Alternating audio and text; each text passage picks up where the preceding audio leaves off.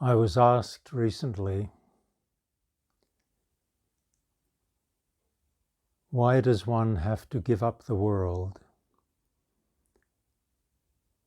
in order to follow the path of yoga, to do yoga sadhana, the practice that leads to the highest awareness, the state of liberation,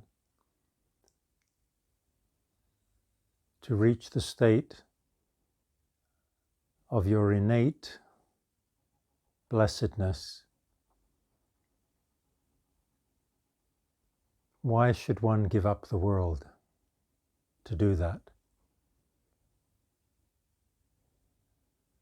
This was very interesting because the person was asking the question under the assumption that one was supposed to give up the world.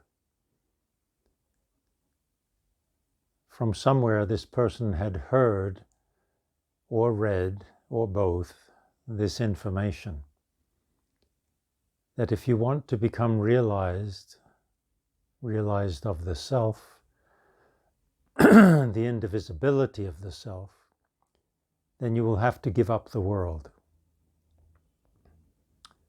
This is an old idea that has been carried on and on and on. And it has blocked people from realizing their true self.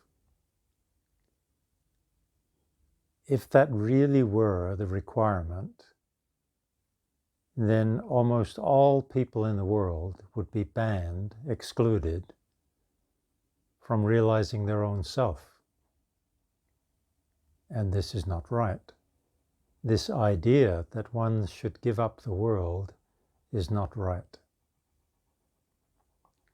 More precisely, the interpretation of these words is not right. To give up the world does not mean that you, I, as a person practicing yoga sadhana for the purpose of liberation, should know what the world is and give it up. It would not be possible, because the person who thinks he or she will give up the world, that person, that personality is part of the world. So it cannot be done. But the idea can be in the mind, and the idea has actually crippled people's attempts at self-realization,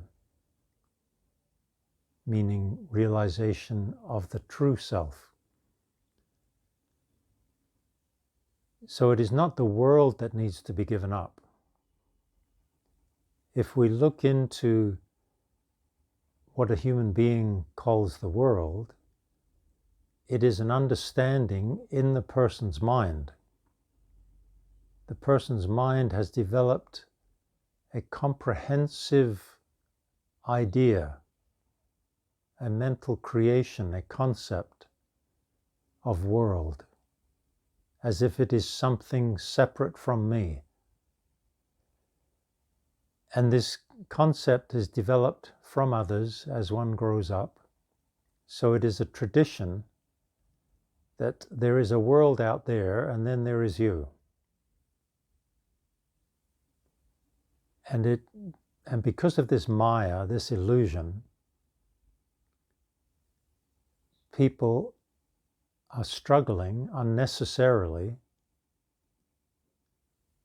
and many even don't want to try the path of yoga because they feel they could not give up the world. Whereas a more realistic suggestion for somebody beginning the path of meditation, the path of yoga, is to add meditation to your life. You don't have to give up the world. Whatever you understand the world to be, whatever you understand yourself to be, probably a body with a mind and emotions, fine, let it be, and add meditation. In meditation, you should keep putting your attention on you, the knower. The knower existed before the world. World meaning the manifestation of the one being into diversity. Before that diversification of formed existence took place, however you understand that to be,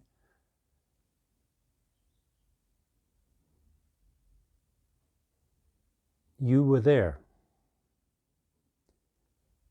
But if you have absolutely concluded that you are a mind and a body, then my statement will make no sense.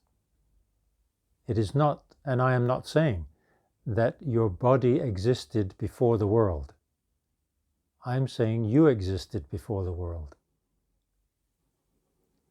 So then what is that you? It is for this purpose to find out the answer to this question that meditation is undertaken, and the efficient way to do it is to meditate on you, the knower. So if your eyes are opened now and your ears are listening, you can grasp that you are the knower of what your eyes are seeing, and you are the knower of what your ears are hearing. To meditate, you close the eyes. Immediately, a vast input of information is reduced. The visual sense of division is reduced, and you are knowing inside. And you can bring yourself to this recognition, yes, I am knowing. It is as if you are still seeing, but there are no forms being seen because there is no sensory impact on the eyes. So you may be seeing shapes, moving images inside. And you can know, yes, I am knowing this. And if you use a mantra, you could be singing it at first outside.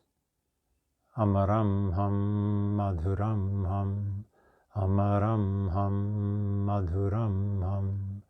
I am immortal, I am blissful. Amaram, amara, no death. Madhura, madhuram, bliss. Your true nature is immortal and blissful.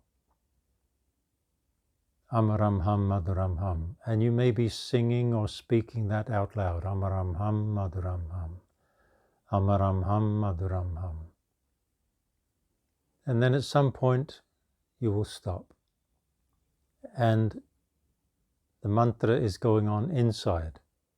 Amaram ham madhuram ham. You are just tracking it inside. You are still knowing. When you were speaking it out loud, you were knowing. And then when you are repeating it inside, you are knowing. Note this point. You are knowing externally, you are knowing internally. So when the external finishes, you are still knowing internally. At some point you will not be repeating the mantra inside. And you will just be watching space. I will call that space, the inner space. Chidakash, the inner space of consciousness. This is not physical space. And you are still knowing. From this you can begin to grasp that when everything is gone, you are there. And so we come back to that statement that before the world was, you were. Before the world appeared, you were. That you is actually not born. Body is born, mind is born, thoughts are born, beliefs are born, meaning they appear, they are created. You are eternal. No beginning, no end. To bring yourself to this awareness that you, the knower, simply are. You did not need to leave the world. You just needed to take a few moments, a few minutes, 3 or 4 minutes, 7 minutes. If you have the time, longer, 10 minutes, 15, 20.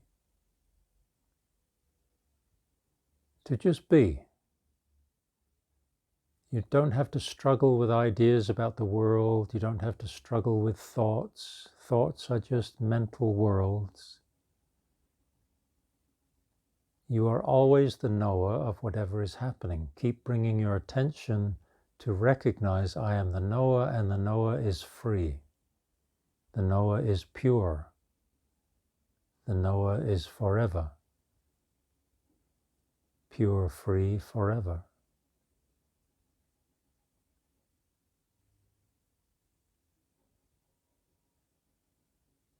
In this way, you will become acquainted with your own self, the irreducible self that you are.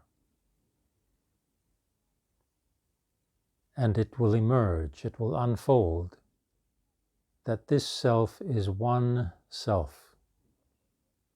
All beings are this self.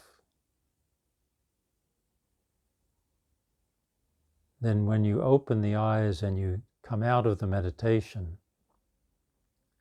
slowly watching, you are still the knower, and now you begin to see the forms of the world. And you are refreshed from the source, and you enjoy your own forms of the world all around you. There will be love in your heart, joy in your heart.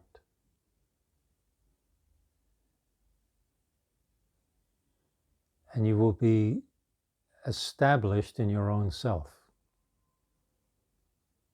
And that is independent. That is the true freedom. From there, freedom emanates. Awareness, knowledge, wisdom emanates in the steadiness and eternity of your own being.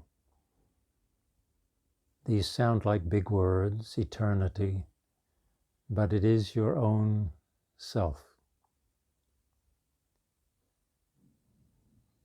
And so to take up the practice of meditation, you did not have to give up the world. Let the world be. And the world will begin to change through this practice, because you become aware of the intrinsic oneness in existence.